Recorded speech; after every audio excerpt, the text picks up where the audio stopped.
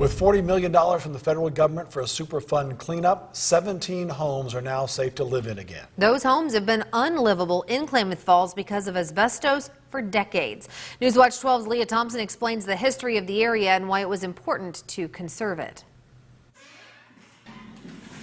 It's been years since people have lived in these homes, some even 10 years. But starting next week, some of these homes are going back out on the market because they're safe to live in once again. Safety protocols were a step above even the crews. I was up here a number of times when the issue first came up.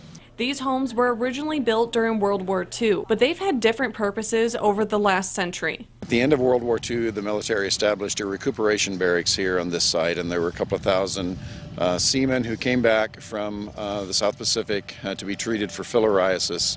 At the end of World War II, that operation closed, and then the empty buildings became what was the beginning of Oregon Tech. Todd Keppel is the manager of the local history museum in Klamath Falls. During World War II, a form of asbestos called mag was used to insulate steam pipes. At that time, they didn't know mag was hazardous.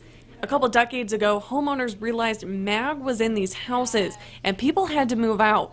Then the cleanup started. And it's been amazing to see the transformation of this site.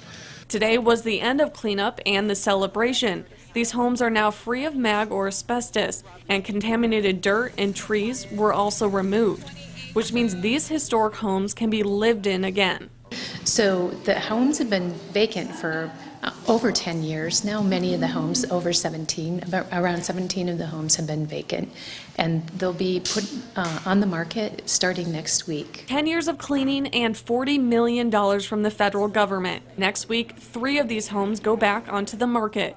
In Klamath Falls, Leah Thompson, Newswatch 12.